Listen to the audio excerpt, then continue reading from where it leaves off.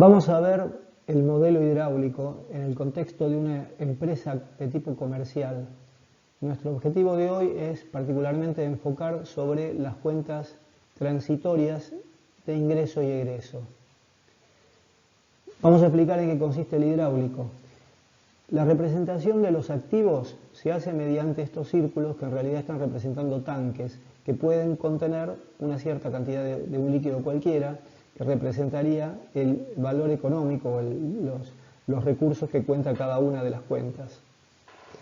Las cuentas de pasivo y patrimonio neto las vamos a representar con rectángulos, que vendrían a ser bombas o surtidores que tienen la capacidad de inyectar hacia el interior, hacia el sistema empresa, serían la interfaz entre el exterior y la empresa. Y podrían verse como surtidores que tienen un display donde uno puede leer el caudal que aportan y además podríamos ver en cualquier momento el saldo, y el caudal podría llegar a ser de entrada o de salida, y siempre uno tiene que tener la posibilidad de saber cuál es el saldo neto que queda.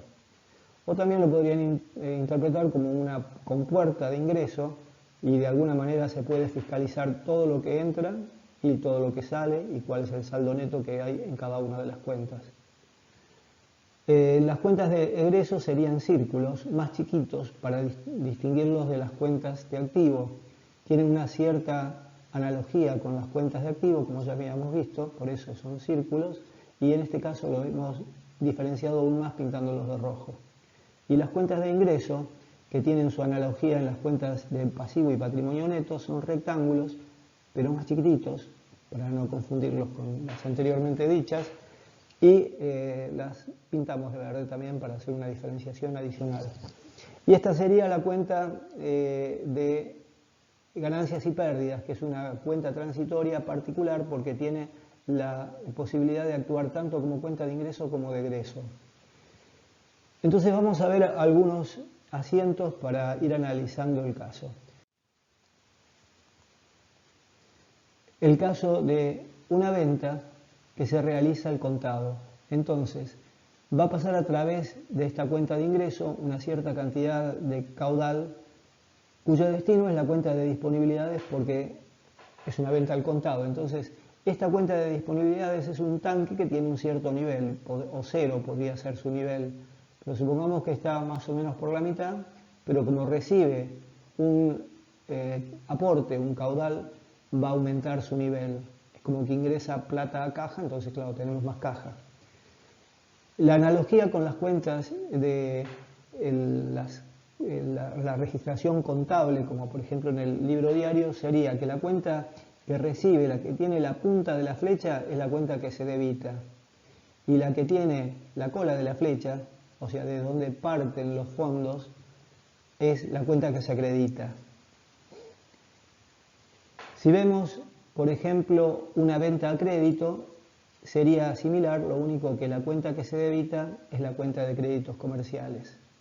También podría haber una cuenta en la que parte, o una transacción en la cual la venta se realiza parte al contado y parte a crédito. Entonces acá tenemos una bifurcación, tenemos un nodo.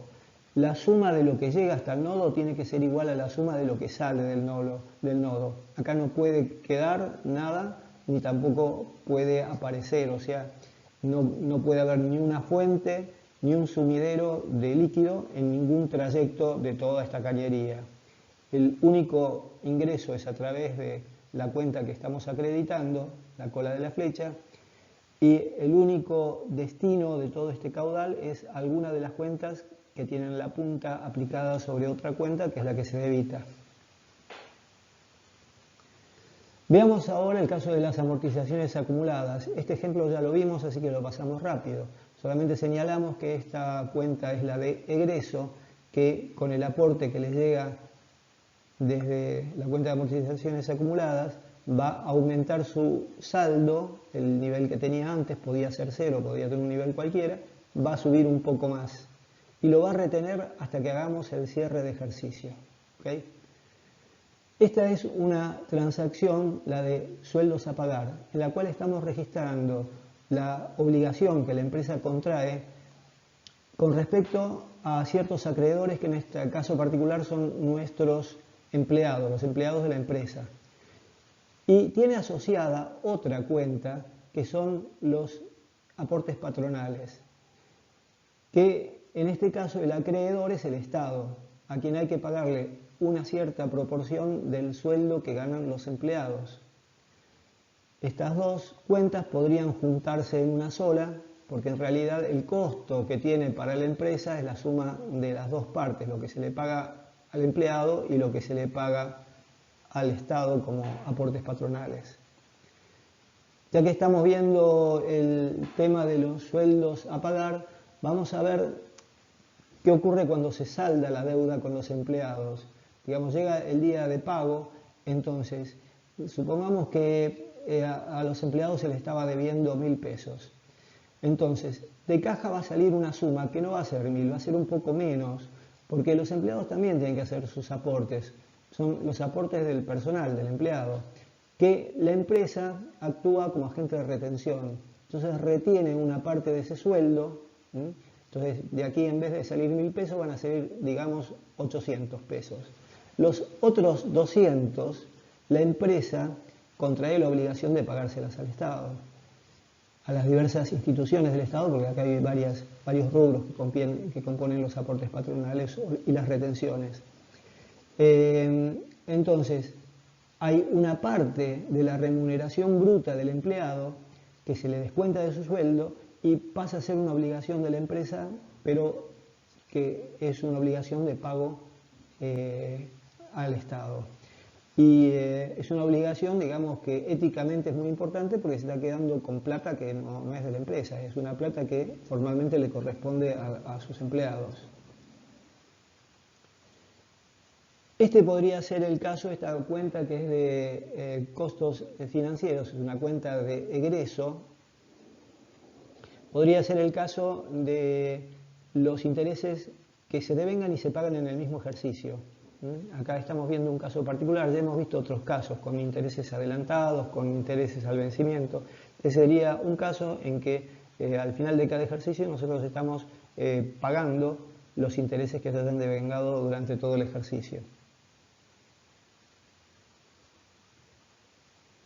Y esta es la cuenta de costo de mercaderías vendidas, o sea, el costo de ventas. Nosotros cuando registramos el ingreso estábamos entendiendo que hay un intercambio, una transacción de bienes económicos. Por un lado está entrando valor económico, que puede ser moneda corriente de curso legal, que es la que entra en disponibilidades, o pueden ser otros valores a cobrar, cheques diferidos o facturas conformadas, lo que fuera, que entra al rubro de créditos comerciales. Pero entonces ese valor económico que está ingresando a través de esta cuenta de ingreso tiene una contrapartida en el sacrificio económico que hace la empresa. La empresa está entregando parte de sus activos, los productos que tenía para la venta los está entregando o está cumpliendo un servicio con costos que tiene asociados. Entonces, estos dos registros, el de ingreso y el de egreso por el costo de la mercadería vendida, tienen que ser sincrónicos. Se tienen que registrar sí o sí dentro del mismo ejercicio. Sería muy incorrecto, por ejemplo, que registráramos en un ejercicio el ingreso por ventas y en otro ejercicio diferente el egreso de costo de venta de esa misma venta, lo que se corresponde a esa misma venta. Bien. Los demás egresos, por ejemplo, el de los sueldos, tienen un devengamiento que es en función del tiempo. Los sueldos de los empleados se pagan mensualmente y salvo que tengan motivo para que le descuenten, a fin de mes le van a pagar la misma suma, independientemente de la producción que hagan. Pues dependerá del convenio eso. Las amortizaciones también son un egreso que se produce en función del tiempo transcurrido, igual que los intereses. Pero hay otros que se disparan automáticamente cuando se reconoce el ingreso. Tenemos que reconocer los egresos que estén asociados con ese ingreso.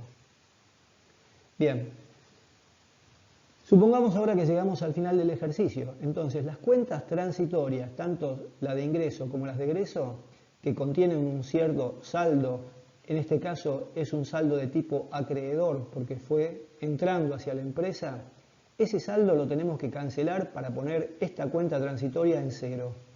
Entonces, si la habíamos estado acreditando durante el ejercicio, ahora la tenemos que debitar.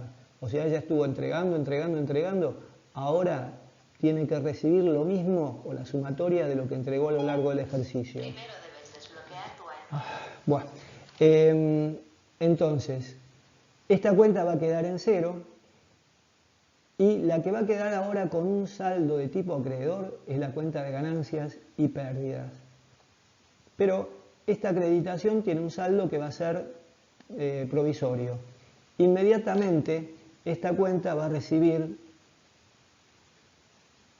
el aporte de todas las cuentas transitorias de egreso. Todas estas cuentas que habían ido juntando un cierto nivel de líquido dentro de estos tanquecitos, había el líquido que habían recibido durante el ejercicio, y ahora lo desagotamos y mandamos el contenido de ese líquido contra la cuenta de ganancias y pérdidas. O sea que esta cuenta de ganancias y pérdidas recibe de todas las cuentas de egreso y entrega a las cuentas de ingreso. Esta es una, puede haber otras cuentas de ingreso. ¿Y qué es lo que puede pasar? Puede pasar, por un lado, que coincida de casualidad exactamente que todo lo que recibe se empareja con todo lo que entregó. En ese caso particular la utilidad sería cero, la empresa estaría en equilibrio económico, no gana ni pierde en ese ejercicio. Si de casualidad lo que recibió de las cuentas de egreso, ¿sí?, lo utilizó para devolverle a las cuentas de ingreso, pero le sobró un poquito, acá le quedó un fondo en el tanque que no se lo pudo mandar a ninguna porque la cuenta de ingreso ya estaba cancelada, entonces le sobró un poquito de líquido. Entonces, ese sobrante también se lo tiene que sacar de encima porque esta también es una cuenta transitoria y tiene que quedar en cero porque registra los resultados del ejercicio. Entonces, la tenemos que poner en cero y lo que le haya sobrado que no haya podido transferir a ninguna cuenta de ingreso, eso lo tiene que enviar hacia afuera a través de las utilidades del ejercicio. En ese caso, lamentablemente, vamos a tener una pérdida registrada en el ejercicio. ¿Por qué? Porque los ingresos fueron menores que los egresos, que la suma de todos los egresos. Si se da el caso inverso, en que los ingresos que hubo a través de las cuentas que estaban registrando las ganancias o los ingresos, todos estos ingresos exceden la cantidad de egresos, esta cuenta va a quedar con un saldo deudor porque tuvo que entregar más de lo que recibió. Ese saldo de tipo acreedor se equilibra recibiendo un líquido, digamos, un aporte de bienes económicos o de líquido, como quieran, que la ponga en cero. O sea que tiene que recibir una cantidad de bienes económicos o de líquido que la ponga nuevamente en cero, que equilibre el saldo acreedor que le había quedado a esta cuenta, para que quede en cero. En ese caso, que lo pintamos en verde, porque, digamos, color esperanza, porque son utilidades, son ganancias que generó la empresa. Podemos concluir que las utilidades del ejercicio, como viene acá de la cuenta sumaria de ganancias y pérdidas, es igual a las cuentas de ingreso menos las cuentas de egreso, la sumatoria de cuentas de egreso. Lo podemos aceptar siempre y cuando no nos confundamos. Estamos hablando de ingresos y egresos económicos, ¿sí? O sea que es el saldo de las cuentas de ingreso y egreso que quedaron, que se conjugan contra las ganancias y pérdidas del ejercicio. No lo confundan con pagos y cobranzas, que esto es un hecho financiero y acá estamos tratando un fenómeno económico. Lo que pasa alrededor de este tanque de disponibilidades son las cobranzas y los pagos que no necesariamente están asociados con lo que ocurrió durante el ejercicio con las ganancias y pérdidas. Si repasan un poco los movimientos que hicimos, hubo uno o dos que afectaban las disponibilidades, por ejemplo, la venta que se hizo al contado o el pago de intereses, pero hubo muchos otros, por ejemplo, el costo de la mercadería vendida, los sueldos a pagar, las amortizaciones, que no afectaron para nada las disponibilidades, pero sin embargo afectaron las cuentas de egreso y por lo tanto las utilidades del ejercicio.